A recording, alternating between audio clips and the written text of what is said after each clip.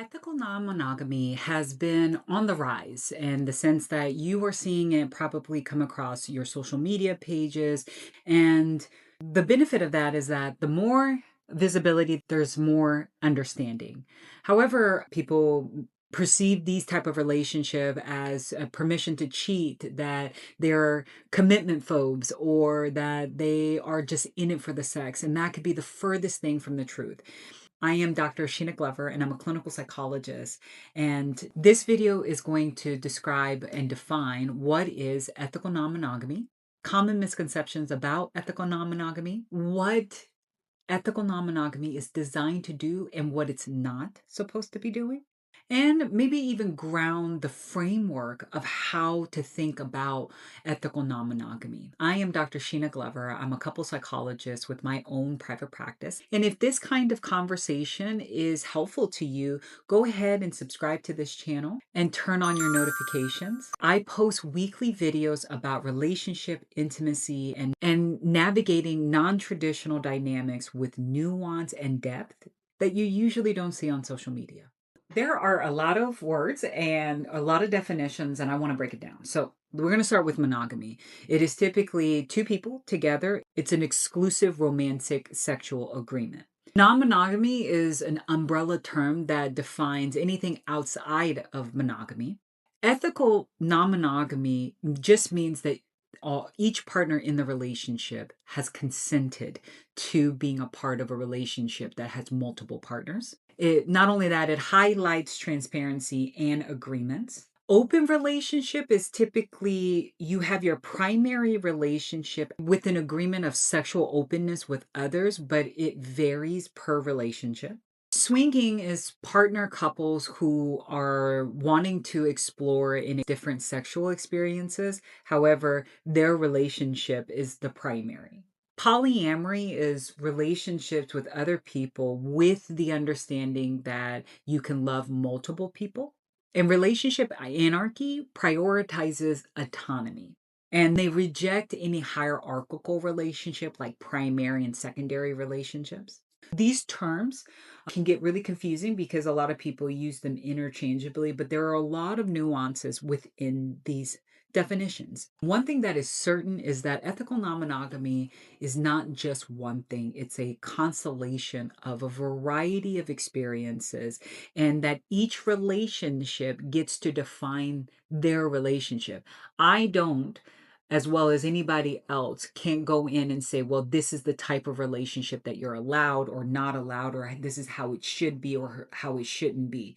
As a couple psychologist, it is all about receiving the couples as they are. The word ethical can be really tricky because it implies that any relationship that doesn't have ethical in it means that it's bad. And really, it's just highlighting the consent. If you are outside of this consent, then you are creating a relational injury where trust can be broken. So, ethical means that everyone is on board and that they are open to the experiences that they're about to head into. If you're one of those people who have come across ethical non monogamy and your interest has been piqued, I like to give you some reflection questions that maybe helps you to decide where you might fall within this structure of a relationship. Is romance on the table, or is it only sex? Is there a primary partnership or not? And finally, what are the agreements around disclosure, meaning the information that you reveal within your relationships, or time that you allot to actually spend together, or even how much emotional intimacy is in the relationship? Now that we got the definition clear, let's talk about some misconceptions. Misconception number one: ethical non monogamy is just cheating with permission.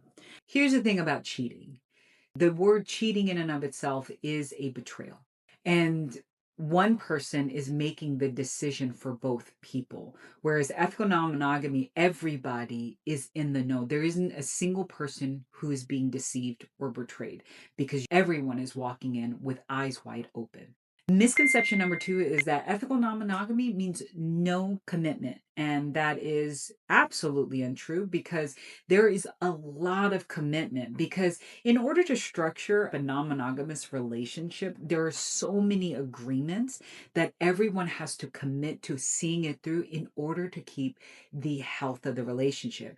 Misconception number three is that ethical non monogamy solves relationship problems. And the very first place that I go to in my mind is couples who decide to have children to save their relationship. This is probably the worst tool that you could use if your relationship is in crisis because you need so much time, communication, and commitment in order for a non monogamous relationship to work that if your relationship is already scarred with so many injuries and so many issues, it ethical non-monogamy just exasperates what's already hurting and unhealthy in the relationship.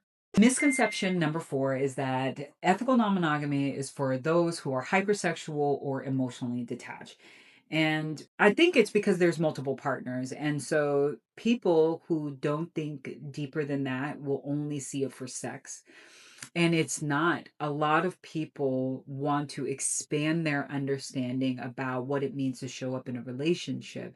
And some people want emotional attachments with multiple people, and that it's not about sex in the way of a libido, it's just a different relationship structure. And misconception number five, that ethical non-monogamy has zero rules. And this here is probably the biggest surprise for anybody that is going into non-monogamous relationship is that there are no rules. In fact, you have to have guardrails in your relationship for these type of relationship structures to work. You need to have agreements on how much you're going to disclose, your STI status, your aftercare, to boundaries. Agreements are so needed because a relationship such as this requires a little bit of predictability and understanding from everybody involved. Now we're going to look at what is needed in order for you to have a healthy non monogamous relationship. The first thing is consent. If one partner out of the relationship does not consent and it's not explicit, then you don't have a non monogamous relationship. In fact, it's going to look more like cheating. And the second part is that just because your partner agreed and consented today does not mean that they can withhold their consent later. Consent is ongoing. Another thing that is required is communication. If your communication doesn't involve actually speaking vulnerably, then you do not have what is required to maintain an ethical non-monogamous relationship. Communication is so vital because there's so many things, there's so many moving parts in this type of relationship that you have to be able to communicate authentically, aka express your feelings. And if you are not able to do that, this relationship will struggle either in the beginning, middle, or toward the end. And this relationship can definitely collapse. Emotional regulation is something that is taught early on, but if you haven't gotten that, it is something that is imperative to have when you are in an ethical, non monogamous relationship. Simply because you are going to experience this thing called jealousy, you're going to experience insecurities, you're going to experience so many emotions that a lot of things is coming at you. And if you don't know how to regulate your emotion and express your emotion without blame or attacking, then the relationship gets harmed very easily. Repair skills is a vital skill to have. A lot of couples that I've worked with know how to sweep things under the rug. They know how to distance and avoid. Repair work is both of you looking at the problem and being able to wrestle with it so that both of you are on a better side. There's going to be moments where you inadvertently, unconsciously hurt the other person. And without those repair skills, these things actually start to grow into resentment. Boundaries. If you struggle to express your boundaries and not only that, follow through with them, then this is an area that is absolutely required.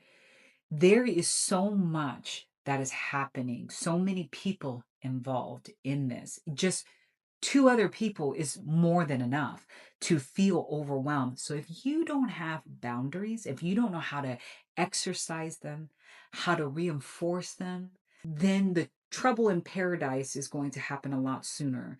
And then the one icky part about not having boundaries is that you end up feeling at fault too, because if you had a hand in not following through your boundaries, you explained them away, you actually are complicit in your own pain. So, boundaries is a must for this type of relationship. Logistics. If you're not good with time management and scheduling, you're going to get really good, because in order for anything to grow, whether it be a relationship with a spouse, with child, with a friend, you have to give it attention. And the way to do that is by making sure you are carving out dedicated time with your partner or partners in this case. So, time management is really important because you want to make sure that you are creating space for the relationship to thrive through connection and conversation. Finally, having safe sex practices. What this means is routine STI checks. It could also mean using protection.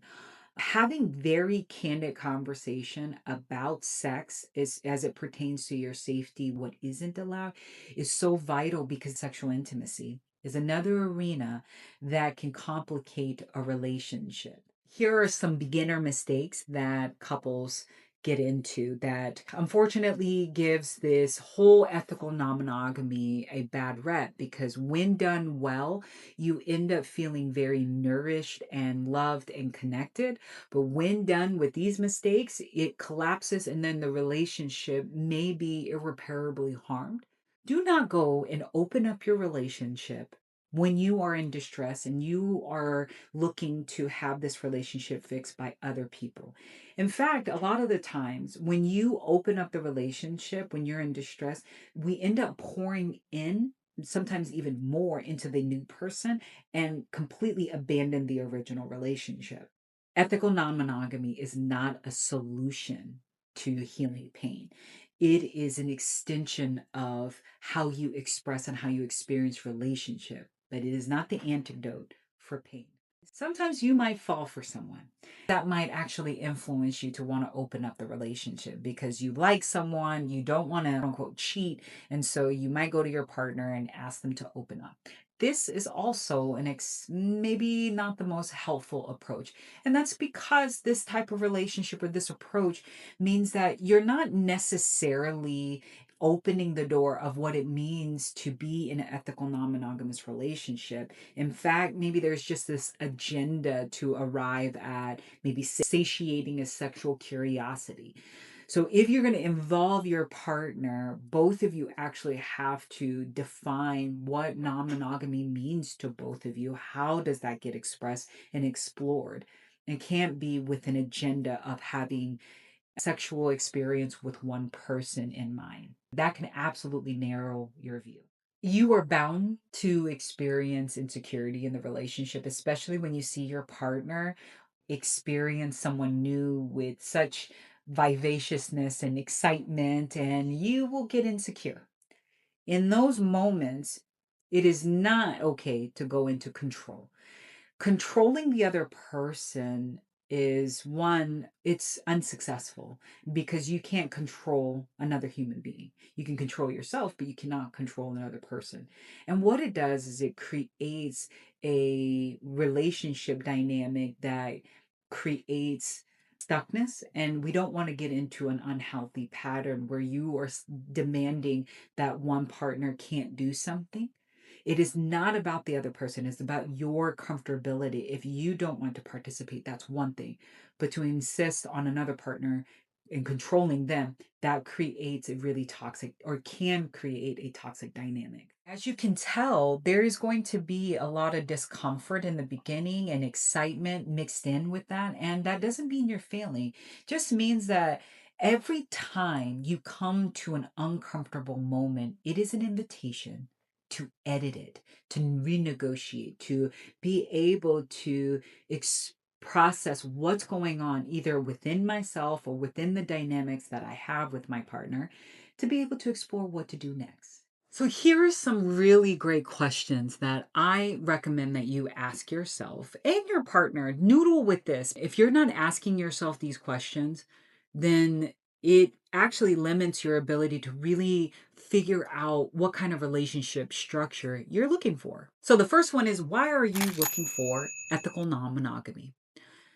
Are you doing it because there's a deficit, there's something missing? Is it because you've just always been curious and that you've been drawn to and that you found a right partner to be able to explore this? What are you hoping to add into your lives by exploring non-monogamy? What do you fear will be exposed when you are experiencing ethical non-monogamy?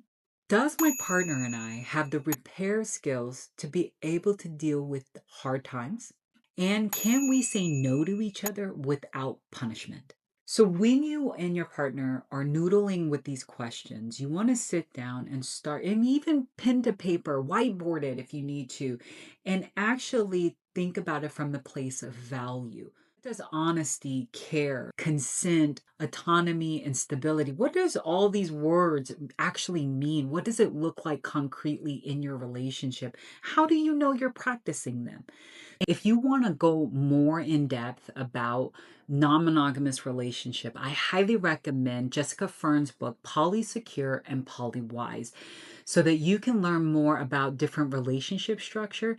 And if you are practicing it or you're new at this or you've already established it, but there's been a lot of obstacles, finding a couples therapist who specializes in consensual non-monogamous relationship is a really good investment. If you want to go deeper, go visit my website at intimacyinprogress.com, where you will find therapy services and relationship tools. And if you haven't already, subscribe to my YouTube channel so that you don't miss future conversations like this.